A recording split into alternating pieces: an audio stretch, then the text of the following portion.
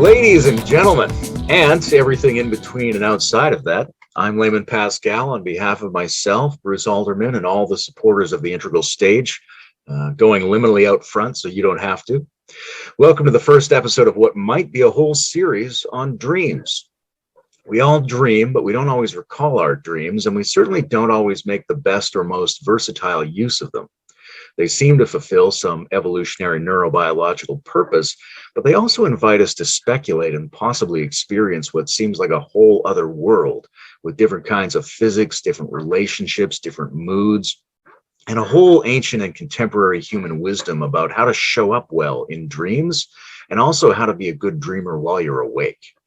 Joining me today is Daniel Deslauriers, co-author of a book on integral dreaming and a long-time dedicated and nuanced researcher into the multidimensional, transdisciplinary, and deeply fascinating world of the dream. Bonjour, Daniel. Bonjour. Hello, everyone. And since I'm in the Highland of Hawaii, aloha. Aloha. Daniel, what's the difference between you and a shaman? Oh. Well, I'm a dream worker. I'm a dreamer. I would think that shamans are also dream workers and dreamers. A shaman will often dream for other people and do the medicine through their own consciousness. And what I teach is more like is asking people to do that for themselves or the world. So I don't journey for other people. I invite. I'm more like a teacher. If there's like different archetypes, I would think that the shaman would be in the healer archetype, and I would be more in the teacher archetype. Yeah.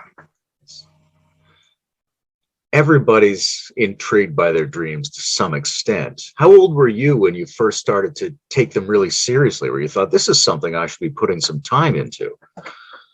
I think I had my first big dream when I was about 9, but it was a future self dream, and the memory of it expanded as I aged. So I had to kind of go to this stage of forgetting the dream and forgetting myself and forgetting the dreaming. And then I woke up to it again, around teenage years. But the future dream was fascinating because in the dream, I found myself like living in the United States. I'm from Montreal, and I found myself, I didn't know about California, but that's probably where I was. And I was doing things there as an adult, and I remember clearly what it meant to wake up. And then I told my dream self, okay, now you have to go back to your child consciousness and just wait until you grow up. And I have this sense of self like shrinking into my child self. And it was one of the biggest dream that I had in my life. And then sure enough, I started recalling the dream in my 20s when I was moving and orienting my life towards California. And I moved to California, and that dream turned out to be true. So there was this interesting warp in time. Did I grow up to fulfill the dream? Or did the dream really project myself in the future and told me that I would be okay to do this? We don't know.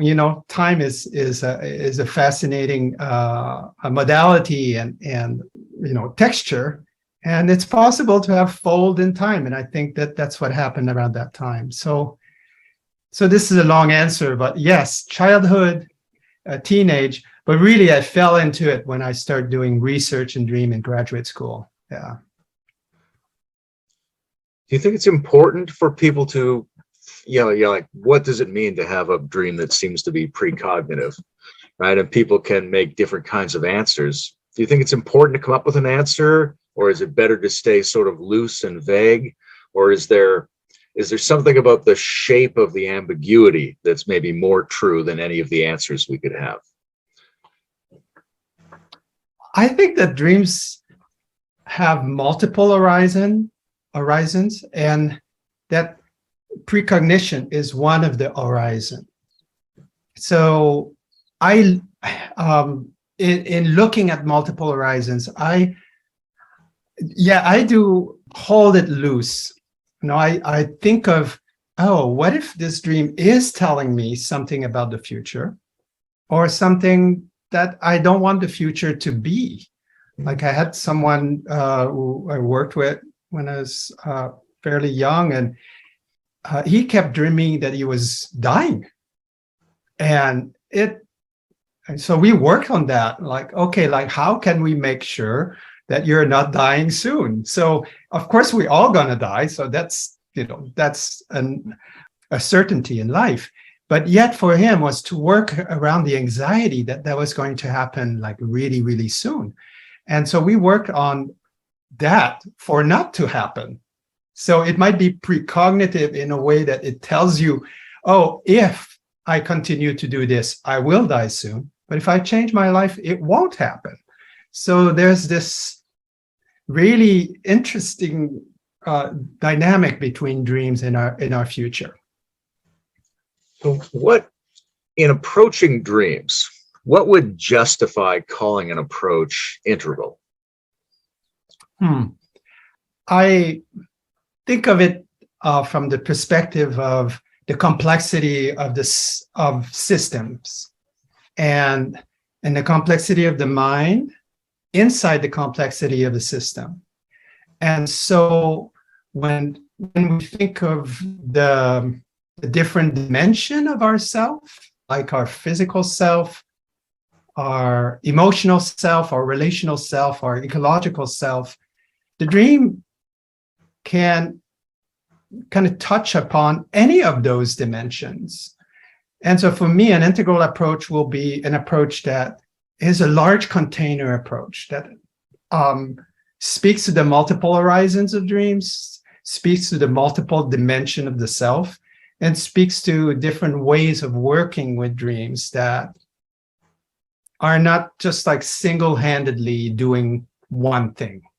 And it moves towards what I would call an horizon of creation, the creation of the self.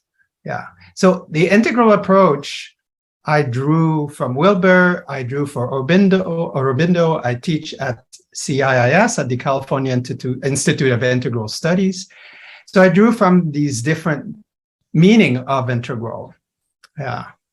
And in the book, Integral Dreaming, I look at it as well from ways of knowing. So to understand dream from the science perspective, from the religious perspective, from the shamanic perspective, and from maybe the perspective that you create on your own. So that's also an integral dimension. Yeah. The epistemological dimension. Yeah. Seems like there's maybe some different degrees of intensity in integrating approaches and dimensions of ourselves. Like, one degree is to make sure we've brought them all together. Like, we have all these different methodologies, all these aspects of ourselves lined up. But you can go a little bit beyond that and try to really allow them to grow into each other and create some new blending. I don't know. I feel like that's an issue that you've been looking at. I don't really have a question there, but I'm curious how you feel about the difference between just including everything and really allowing all those included things to touch each other and integrate with each other. Well, in the teaching, that's what we do. There's a sense when you start engaging with dream of the openness and open-endedness of our being. Hey, we don't know what our tomorrow will be, but what are the antennas and where is our psychic energy tuning into the dream space, and then letting us know and giving us or sensitizing us that, your relationship to growth now is into that direction. Like last night, I had a dream about retirement. My first retirement dream, I think, and so, yeah, this is where I'm orienting myself right now. And then the dream is kind of telling me about my feeling about it. and it was a joyous dream, and it was a very paradoxical dream. So when I wake up, then I had to deal with that paradox. Like, what did that mean? Like, the paradox in the dream is that I had to sell something to buy something in order to create wealth. And I was like, it didn't make sense. So I'm working with that dream. That's just last night's dream. And I think it's pointing out to this various things that happen when you are going into retirement, when you are letting go of work or old habits, selling something, but you're buying into a new life. Now I'm working with the dream, like just with those words. So integrating, your question was about integration. So in the dream, the Integral Dream book, I speak about dreaming as micro developmental events. If you think of, you have major developmental steps, but dreaming is this micro developmental events, a little bit like how you heal a wound, like one cell at a time. So it's like, how do you transform and integrate aspect of yourself and shifts one dream at the time? So, yeah. So there was no question. So hopefully that was a good rejoinder here. You've brought a lot of things, a lot of different dimensions together in your work.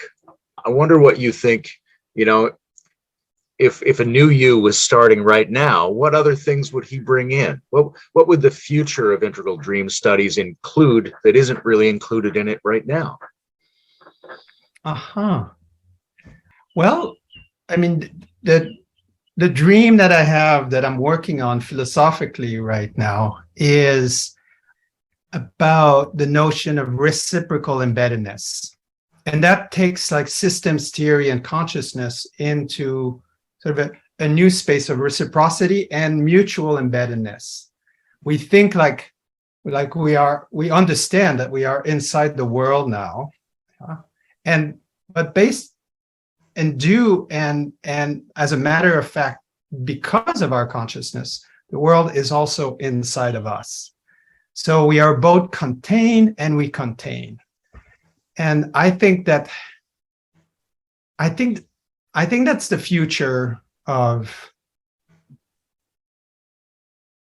integrality for me, is that to understand the implication of the reciprocal embeddedness, not just if the sense of the complex system and their imbrication and the embeddedness that comes with it, but the reciprocity that you bring to it. And that's a very large horizon. So that's where I'm going. That's that's my future. Yeah, at least intellectually, and where I'm going to. So I invite people to think about that. What does it mean to live a life that has reciprocal embeddedness at the center of it? Yeah, it reminds me of I think I heard Timothy Leary one time talking about the idea that even though your brain is an object in your body, which is in the world, all your perception of the world is inside your brain, which is inside your body, which is the kind of reciprocally nested structures that we inhabit. And we seem to inhabit those things, at least superficially, in these different domains, all right? This is a part of integral theory, is this notion of states. Mm-hmm. A lot of people, maybe too casually sometimes, think about dreams as being access to a subtle state or a subtle realm of some kind with its own logic, its own creatures. How seriously do you take the idea that there's a dream world or a subtle realm of some kind? Is it mostly metaphorical, or is it quite serious? Yes, there is a subtle realm.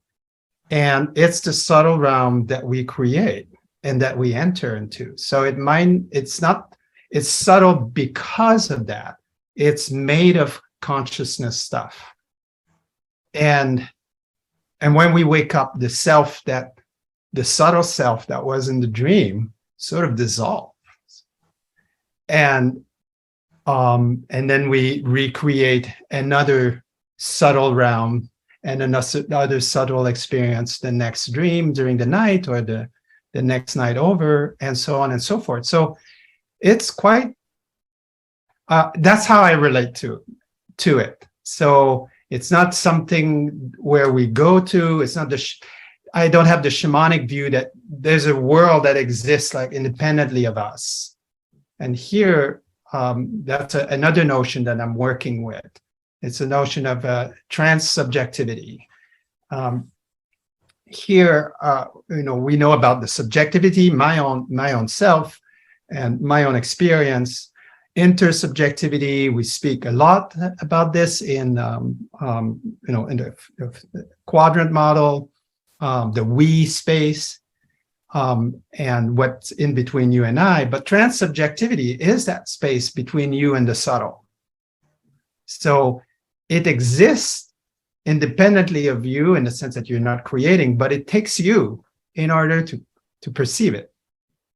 So I would think that the dream is a trans-subjective experience. That's how I understand it. And we could tune in, to each other and saying, "Oh, let's try to meet in the dream space." Okay? Or sometimes, you're sleeping next to your partner and you have kind of shared a dream, like the dream have similarities that are uncanny. And yet it's different than, we are in the same cinema together, watching the same movie, tuned into the same frame at the same time. So your subtle realms are kind of dovetailing with one another. And that's sweet to happen. And yet we're in the subtle realm together, our subtle realm dovetail. And yet I don't think we are in the same place, if we want to use the metaphor of place. Yeah, it seems to me that a lot of the intuitions we have about things from the gross realm or the waking world or whatever we want to call it don't quite apply to the content of dreams, right? Like, is there time and space and bodies in dreams? Sort of, it seems to be the answer. Like, maybe that's the wrong lens, the wrong expectation to bring to it. Do you think of it as being a completely open zone where anything is possible? Or do you think there's a kind of physics, a kind of constraint, a kind of inherent nature to that domain that imposes its own limits, even if they're different and more fluid than the everyday limits? I think we bring our habits, inside of our dreams. And even the habits of gravity, our experience of what it is to be a body, and even the anxiety that we might feel when we are approaching some kind of harm. Think of it, a dream where you're driving a car and you can't control the car anymore. Well, this habit of driving a car is inside the dream, even though it's a subtle car, there you are, you are inside of the habit of you as a driver. And then, yes, it's open-ended, because right at that moment, it could be that you turn out to be lucid and you say, well, no, I'm flying a plane at this moment and it doesn't matter, or else it doesn't matter if I crash, because it's fine. I'm in a dream and I'm not afraid. And so the habit of fear can be changed, or the habit of perception of what is it that I'm doing when I'm controlling an object. And so you can go either side in a lucid dreaming. Okay, the inner side or the outer side, of experimenting with the imagery or the habits of perception. So yeah, we do bring those, and then we expect that somehow gravity will work until it doesn't work, until you decided that, I want to fly now, or you find yourself flying. And the reason it's so exhilarating, because it's such an experience to be outside of our habits. Okay, I think that's why flying dreams, especially if you're not afraid of falling, are so exhilarating. Yeah, it's a kind of an embodied dimension that is totally open-ended. I was obsessed with flying dreams when I was a kid. Uh-huh. And I would have this interesting thought, which was, because sometimes things in a dream sort of signify things that are in the real world. Like you hear a noise in your actual bedroom and it shows up as something in the dream. So there's a kind of passage sometimes between physical objects and dreams. And I would think about it going the other way. I would think, what is it I could do when I'm awake that would be the same as flying in my dream? How could I do that awake? And then I ended up in my dreams paying very close attention to what seemed like the technical details of flying so I could try to bring them back. Yes, that's a beautiful dimension of the dream, that it's sensitizing us in both, the waking world to pay attention to something. And then when we start to do that, it impacts the dream again. Okay? I know that as a dancer, I have a dance background, and I keep learning new aspects about my body up to this day. And I know that when something opens up inside of my dance, the dream will pick up as well. So this thing about the perception of what am I doing when I'm flying, it's like a somatic sensitization dream. And the sports people use that capacity, to better themselves. This two-way street between the dreaming body, the subtle body, and then the gross body, our physical body, our waking body. And that's sweet, to understand this kind of two-way street. Yeah. Thank you for sharing that experience. Yeah, it's fun to talk about it. And I want to ask a question like, what general suggestions would you give a person about dreaming better? But it's almost like that question doesn't really make sense and would be extremely dependent on what people want to get out of their experience. I wonder if there are sort of some general suggestions that you do give to people about how they could have a more meaningful engagement with their dreams. Well, I tend to be, a naturalistic oriented here, meaning that there's so many different types of dreams that people can have and can cultivate. Or one of the cross-cultural practice with dream is dream incubation. So we know that, the Greek had, particular healing temples where the dreaming was part of the healing ritual. And or like that was the first retreats in the West, or those that most well documented. But you go each place where I go when I travel, I look like, where's the dreaming temple? And I find them everywhere. I found them in Taiwan when I was there. There was this particular Buddhist temple, and people would go there at night, and it's often hush, it's secret, and and ask for special blessing, in the dream. And so if you press besides, in Java, it's the same, in Mexico, in history of the shamanic practices there. So dream incubation is one way where you don't have to go to a special place now. You make your bed the sanctuary of your dreaming space. And so the intention then becomes, most important, to enter the dream with a particular clear intention. And sometimes the intention is about relationships. Sometimes the intention is very mundane. Like I had an intent, I was buying or possibly buying a property, and had to, put this into my, what will happen in my life if I'm buying this property, and see what dreams comes. And I think there's someone who's writing a dissertation about, this kind of questions that people ask around real estate.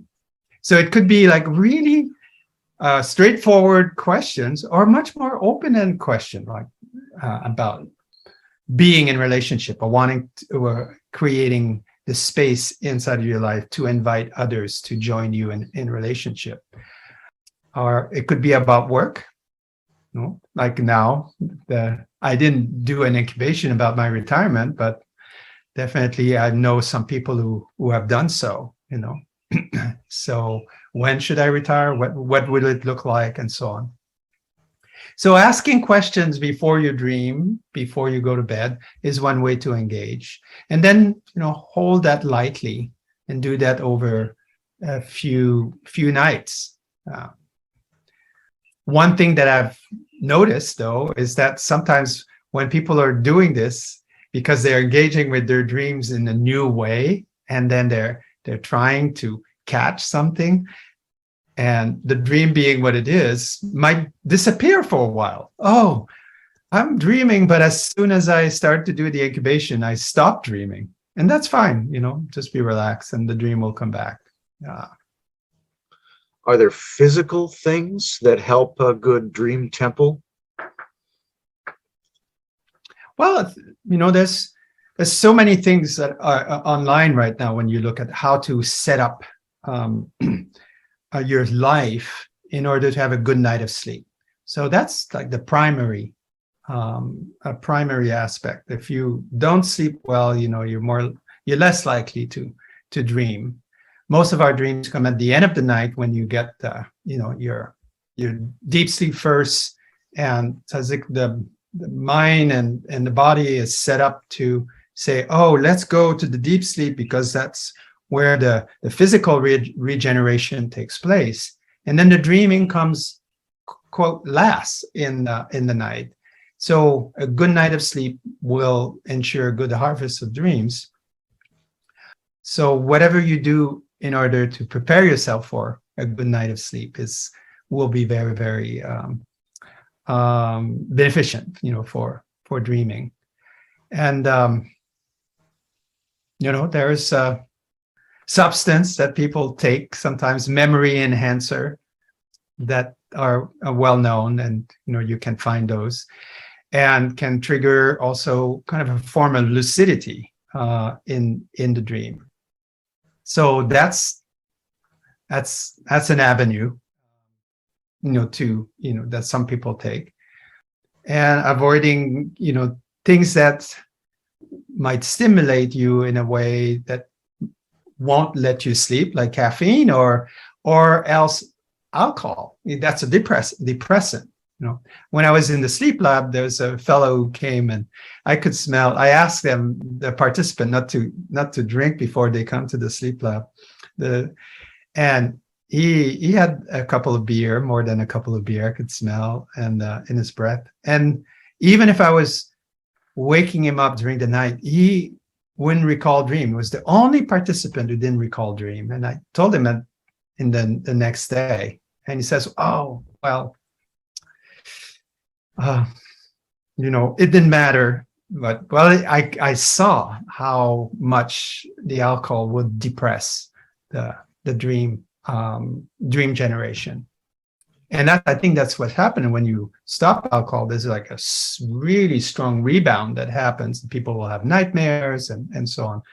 So now psyche is a finely tuned, you know, machine, if we want to use that word. What kind of data is recorded in the dream lab? Well, what you do in a dream lab is that you put electrodes on the the skull so that you can amplify the very subtle movement that can be picked up in different places on the skull, which corresponds to different places in the brain. And once amplified, then you could see like different ways that the sound that the neurons are making together. And so that in deep sleep, the sound of the neuron firing together is really slow have the iams, it would be whoosh, whoosh, whoosh, almost like that sound. And then you see it. You see the so-called stage 3 and 4 very deep delta waves and high amplitude and low frequency. But in dreaming, it's like you could see the brain is super awake, sometimes even more so than during the day. So, whoa, now there's firework in the brain, and all parts are kind of firing. And so this is REM, and so you put also electrode next to the eyes, and then you pick up the eye movement. So that's how they say, oh, that's related to the eye movement right there. And then you have an electrode on the chin that is the last muscle that relaxes in your body. It's very hard to relax your chin, but once your chin is relaxed, now you can see when you enter the state of atonia in the sleep lab, when you go into this form of self-induced paralysis.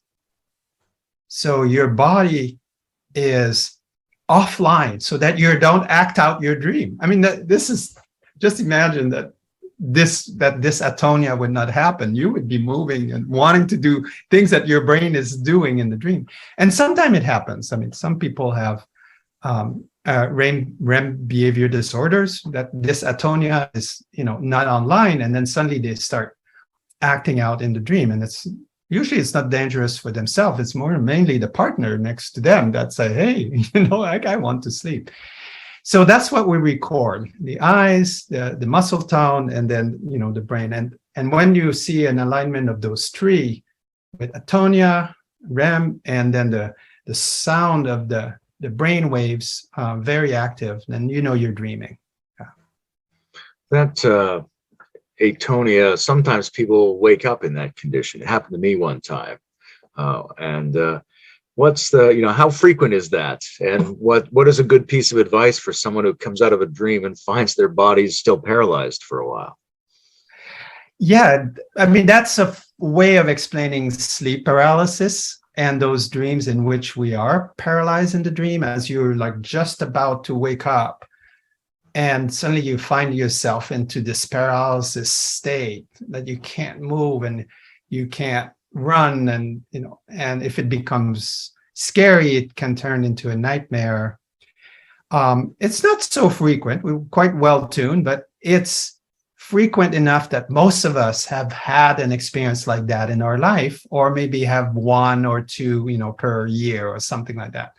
So Ryan Hurd has done research on sleep paralysis and connecting with the lucid dream state, because most of the time the sleep paralysis is somewhat fear-inducing, that you can teach yourself to have the sleep paralysis as a trigger to lucidity. And I think he does wonderful work with that. But it's not frequent, but when it happens, there it is. It's your chance, to become lucid. Yeah, because when are you paralyzed in your life? None. So if you can just go into this metacognitive space right at that moment, yeah, you open yourself to lucidity. When you become lucid in a dream, whether spontaneously or by practice, other than having sex or flying, what's a really useful thing for a person to do when they awake within the dream? Wow. You can ask the big questions. Fariba Bogzaran, did a dissertation about, connecting with God in that state. I hope you get to interview her, for this, and ask her about her research. So you could go as far as you wish in terms of the question you want to ask for yourself. Once I was inside of a sweat lodge ceremony, and I took my clothes off in order to go inside the sweat lodge, and then I did it again, and then I thought, hey, I just took my clothes off. And then that was the trigger. I was in a dream.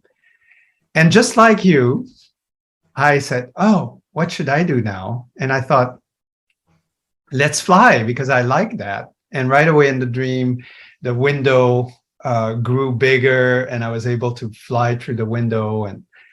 But unfortunately, the dream ended right there.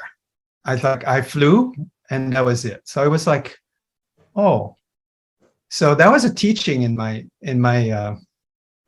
life, that at that moment, the things to do is like, I was going through a ceremony. I was in a very amazing dream to begin with, and I became lucid. Why did I leave the ceremony? Because I wanted to fly. I should have stayed there. I should have stayed in the ceremony and just be with what the dream was presenting.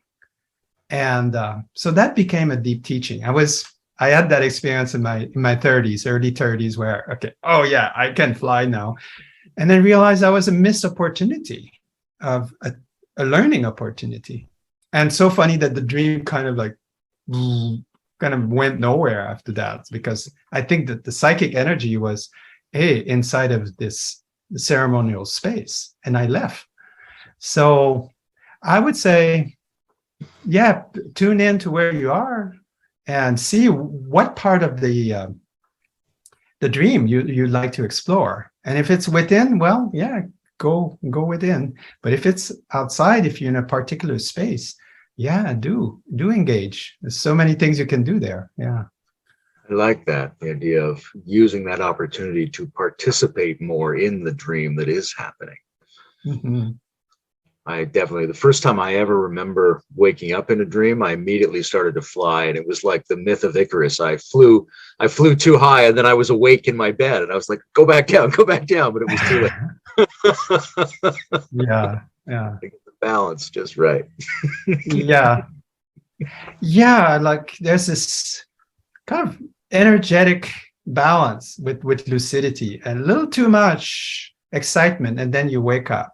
And then a little less, then you go back to the natural dream, or the non-lucid dream. So it's just like meditation. It's like a sweet spot, and you feel energetically as well. You might have the first rush, and then you can just like ride it. Oh, this is fun to be inside the dream. Do you encourage people to write their dreams down? If it's a big dream, yes, that's what I do. I don't write all my dreams, but usually when it's a big dream, I will write it down and come back to it. Yeah.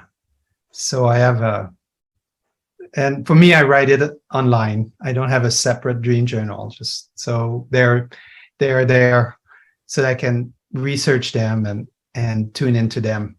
They're searchable basically, because now they're like in my computer.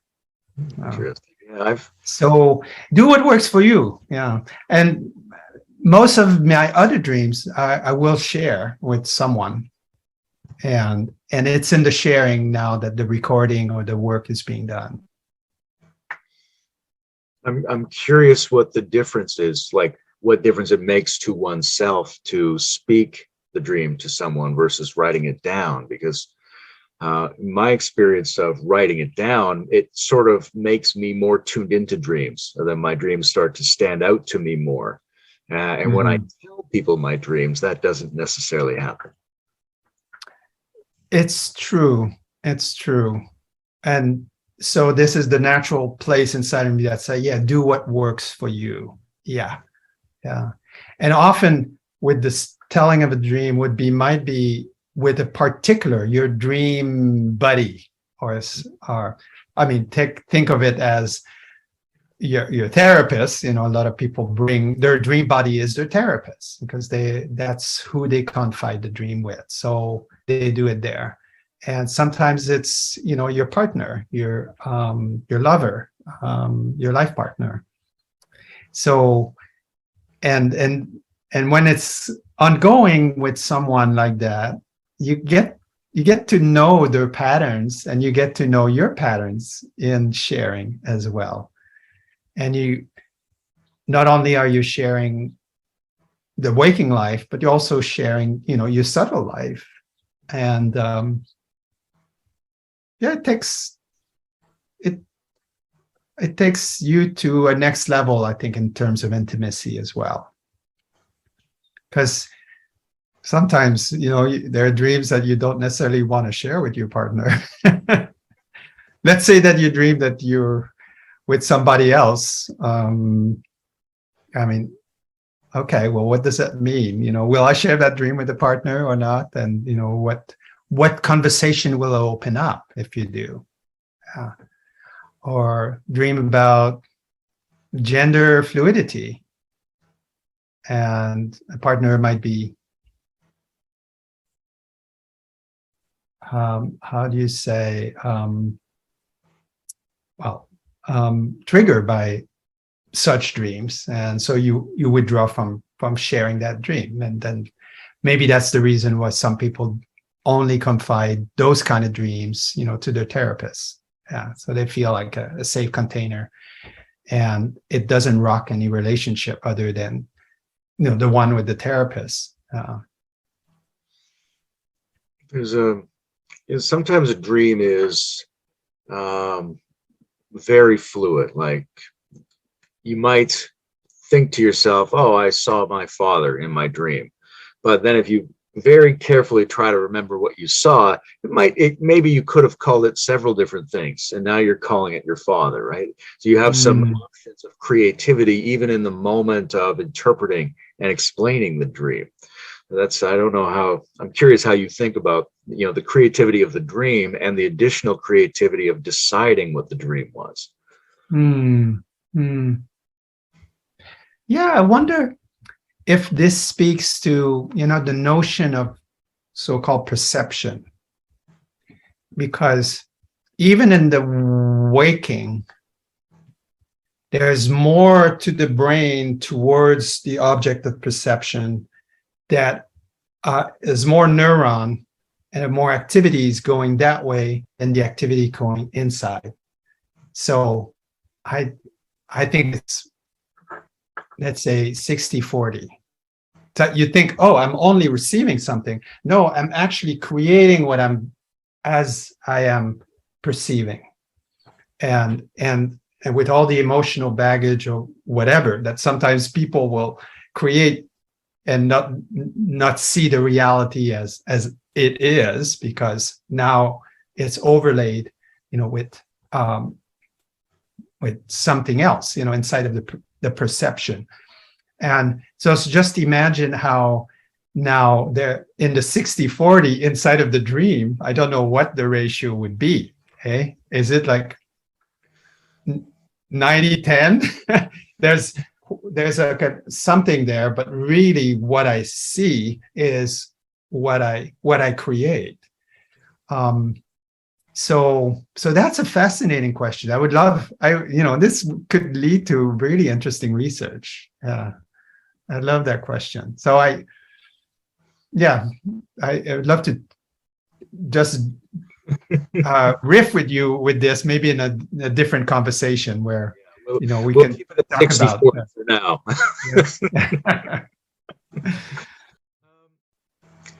In your approach, it's very inclusive. It brings together a lot of different ways of approaching dreams. I'm curious if there are approaches you would not include. Hey, have you ever heard somebody with an attitude or a philosophy or an approach to dreams, and you thought, no, that one's no good?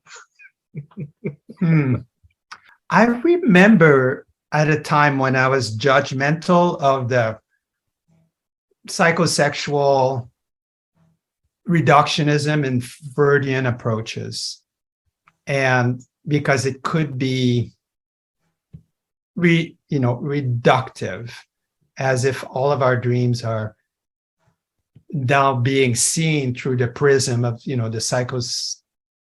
psychosexual phases, and then I went to a conference where there was a psychotherapist, a psychoanalyst there, and it reconciled me with that approach.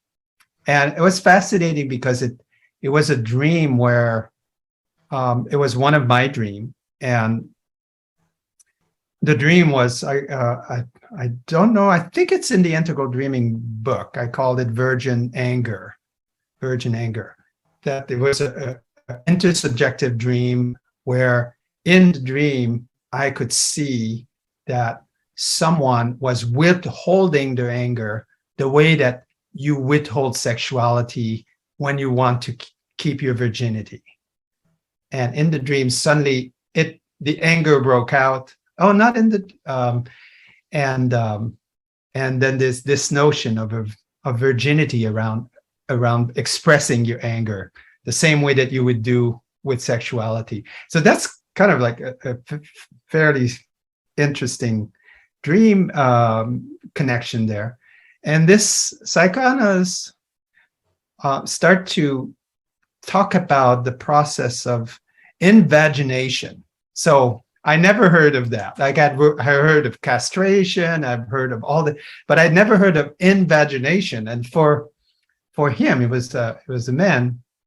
This dream was kind of sexualizing in a feminine way the world around virginity. Although, you know, there could be male virgin or female virgin. And then it got me to think, okay, what is this thing about invagination and the way that we sexualize reality in one way or another?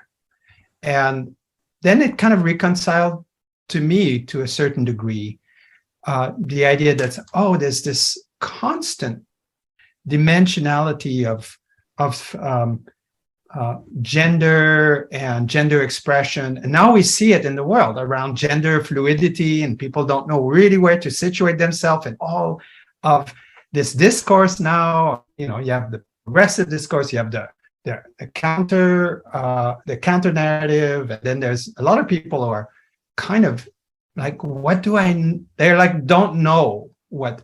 So this dream kind of brings you to that idea that, oh yeah, it's pervasive, and it could be a pervasive dimension of the dream as well if you start unfolding it that way.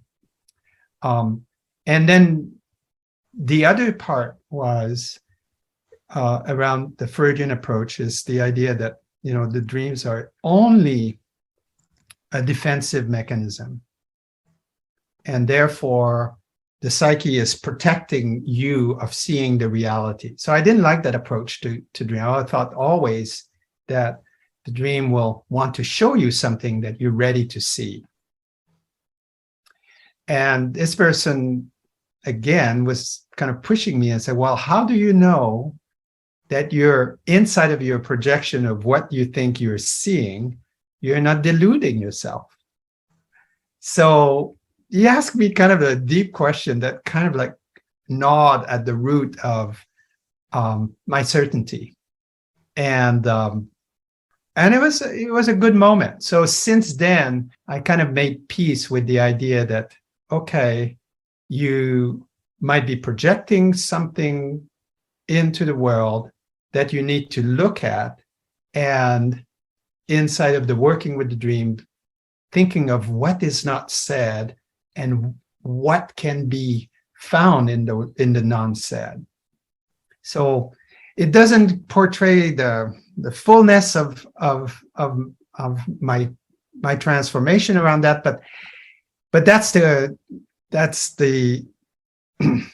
I found a place of truth for Freud inside of the world along those two dimensions. You know, the pervasiveness of this sexual and gender dimension inside of the world, and the idea that, you know, we never know if we're not deluding ourselves. So we always have to keep that question behind everything we do. Yeah. It's a form of lucidity, but in an indirect way, you know, like the devil's advocate towards our certainty.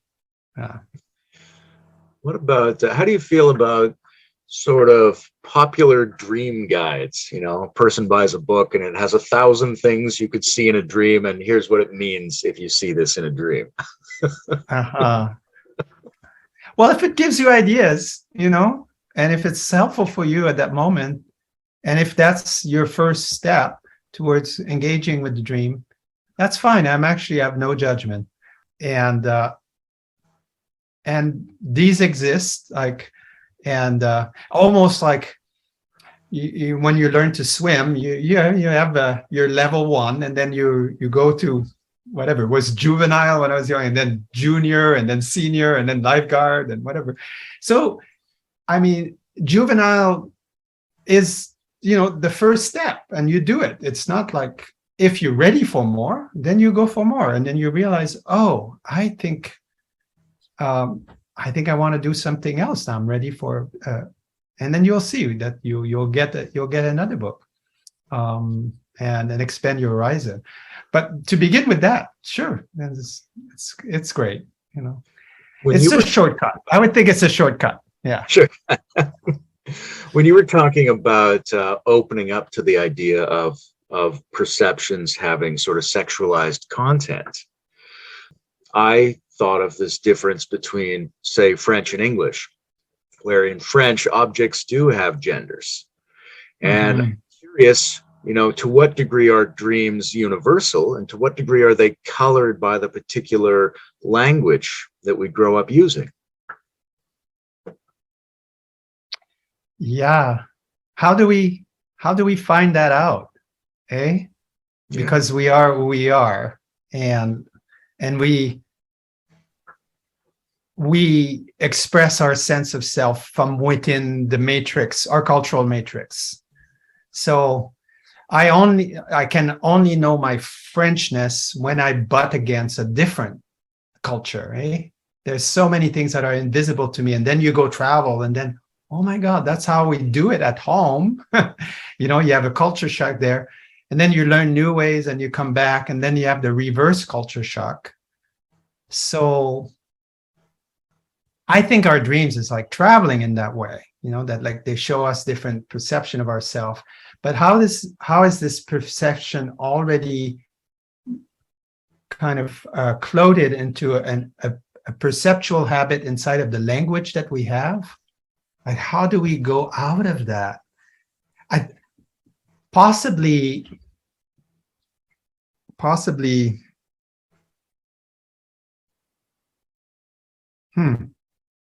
Like I had a dream about the Ouroboros, of the so-called the snake biting his own tail. And that's the image. You see it when you read the Jung. I think, there's one of the archetypal image that he discusses. And in the dream, it came with language. So the dream says, the tail is the tail. The tail, Tail, is the tail, Tale. And that dream is in the Integral Dreaming book. And then suddenly I understood this image, that it's not like a snake biting its tail. It's a snake regurgitating its tail, its body. So that the tail is the tail. So the tail that is my mouth, which is myself, is the tale that I tell the people in the world. And so there's a language dream right there. But look, I'm French, but this is an English dream. It wouldn't work in French. This dream, it only works in English. Okay?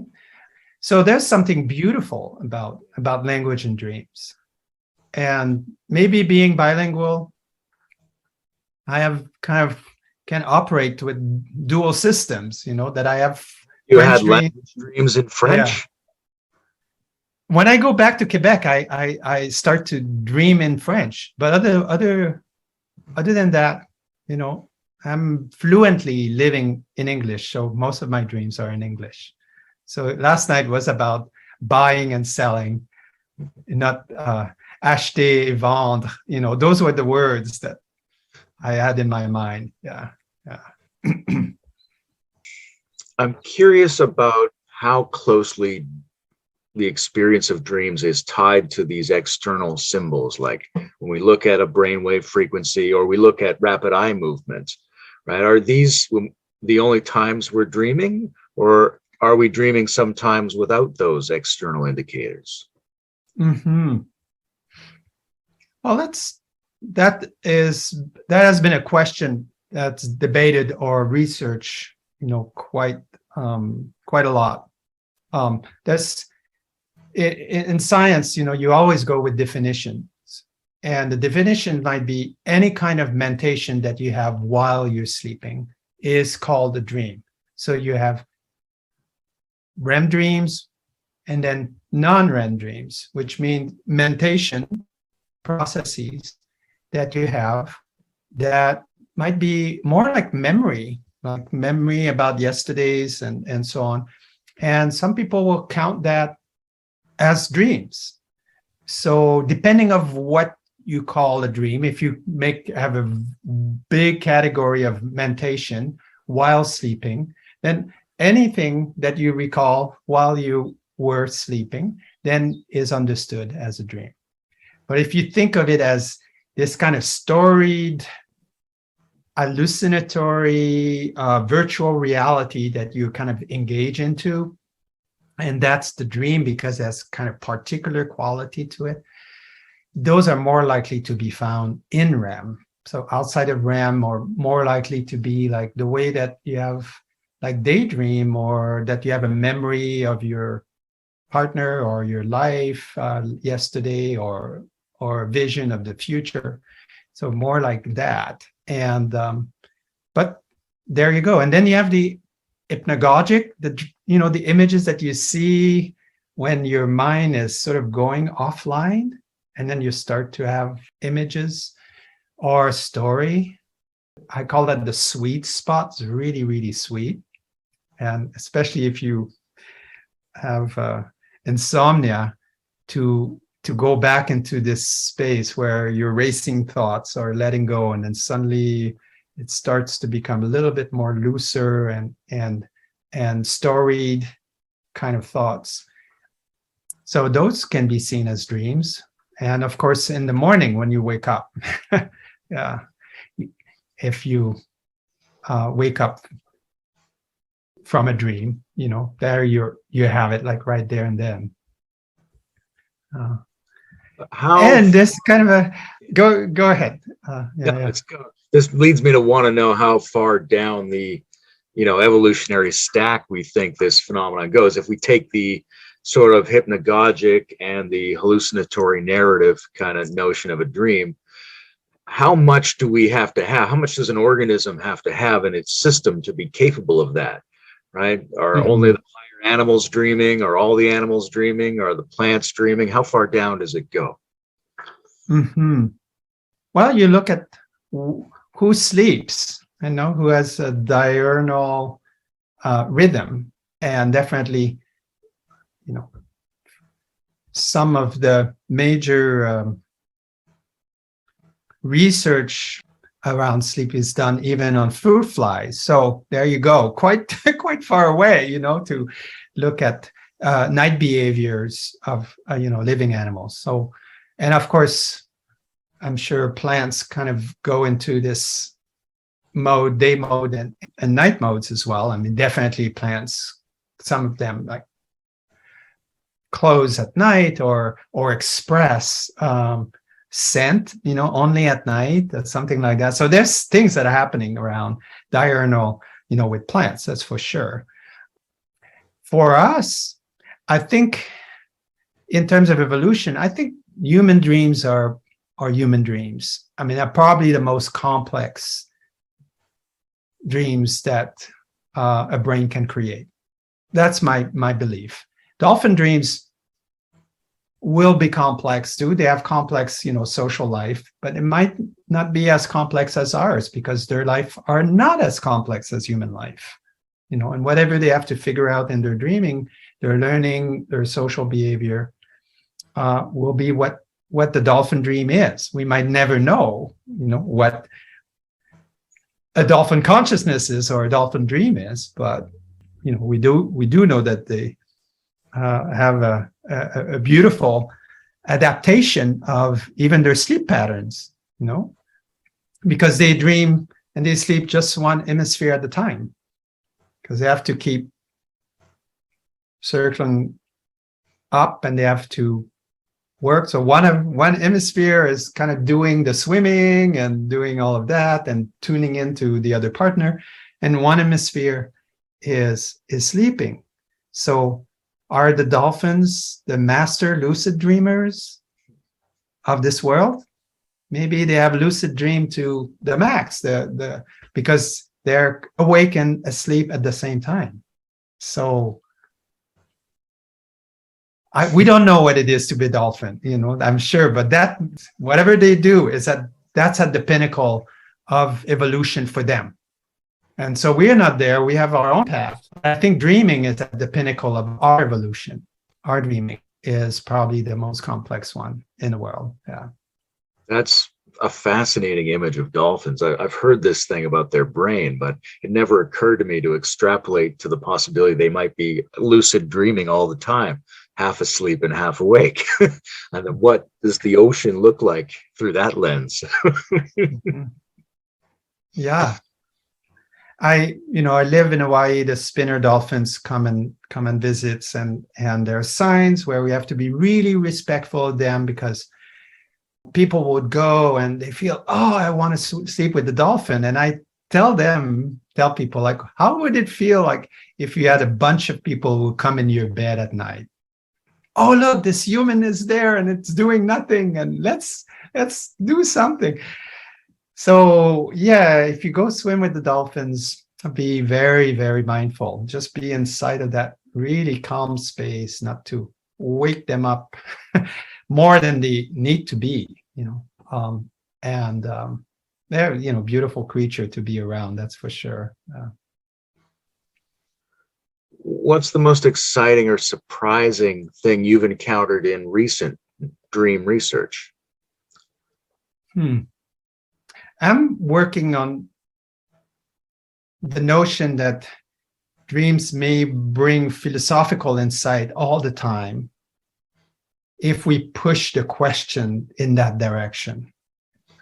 So that maybe the source of philosophy and even the source of philosophizing is the dream space. And so that when working with dreams, there's the self-inquiry dimension, like, okay, what am I learning about myself? And then you could stop there, or what is it informing about a relationship? But then if you push the transsubjective domain to, well, what is this that I'm learning about? So let's say that I'm learning about, like retirement. Then I can ask, well, is there a philosophy around retirement?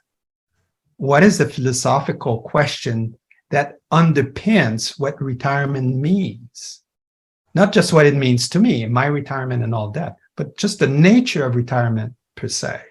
So I think the dream is kind of constantly telling us, it's like the philosopher in the house about the nature of like when I was writing the book, like The Tale is the Tale, I had that book while I was writing about complex system, and they often were speaking of the Ouroboros as the complex system. And to me, then suddenly I recognized that, oh, this is about self-creation. But the ingurgitating aspect, the oral aspect of the image of the Ouroboros was not in the right direction. It was the regurgitation direction. And then I understood the image. So it was like a fascinating moment in understanding complex systems. Yeah. That seems a lot of the conscious skill that we might call being a philosopher could be evolved as an extension of wondering what meanings are implicit in our dreams. Yeah, and to push that. And so any dream then can be pushed or inquire into not only about myself, about we, but about the that of the dream. Yeah. I'm just publishing something now on heart knowing, because that was where the dream brought me. And it was very, very simple dream about me giving a hug to a good friend here in Hawaii and waking up with this energetic, quasi-electric feeling in my body from that hug, and like right around the heart. And then I start to inquire about the nature of the heart and what does it mean to know from the heart. So the dream was the beginning of the question of this philosophical inquiry about heart knowing. So maybe that's what it is to go to be growing older, where you peel the layer until the layer is not even about the self. The layer is about what the nature of that is, whatever it is that the dream is about.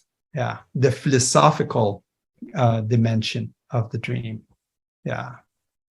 It does seem like dreams are, at least for the right person, dreams are an invitation to depth and a really personal way of exploring complex patterns that aren't so straightforward to us. It reminds me of, well, psychedelics are a bit like that, but being immersed in nature is a bit like that as well. Mm-hmm.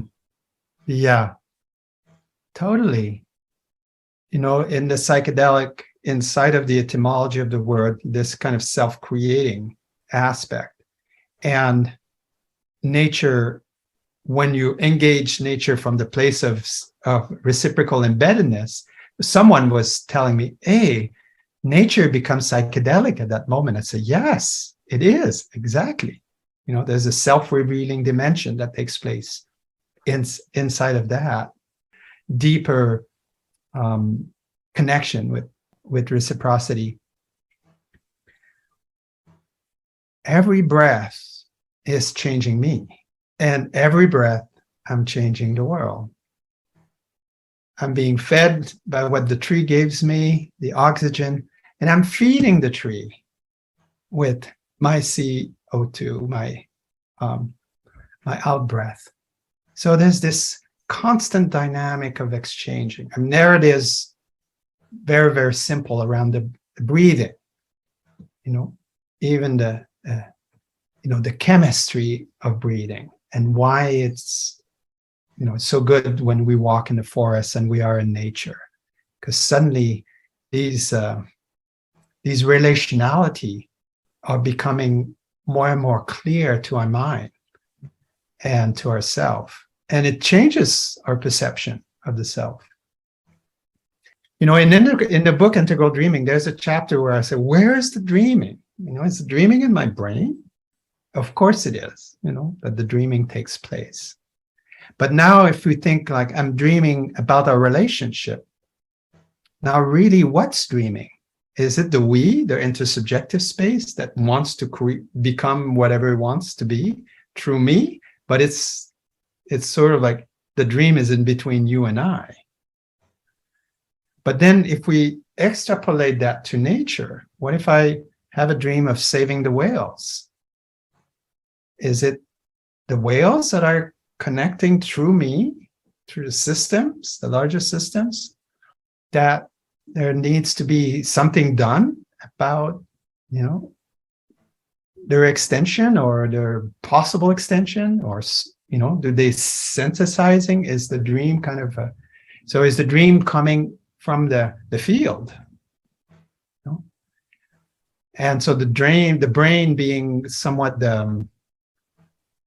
this tuning mechanism of these patterns are, again, totally reciprocally embedded, and so that the dreaming exists in different locus of transsubjectivity. So the locus may come through me, but it's not always about me. There's a novel a few years ago called The Overstory, and one of the things that happened in it was some of the oldest trees were sort of inserting themselves into people's dreams and trying to get people to be concerned about the plight of these 1,000-year-old organisms. It's a very beautiful idea, especially if we think of the actual chemical pheromones and things coming into our brains through the air. Mm-hmm. chemistry Yeah. is really intriguing to me. We mentioned psychedelics a minute ago, and I've several times had a dream which always had the same flavor.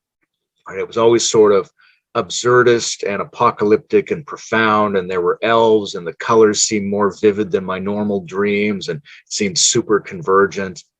And when I learned that our brain produces the chemical DMT, and sometimes it spikes in your brain as part of your circadian rhythm, I would wonder if I was dreaming and a DMT spike occurred in my brain and it has this flavor.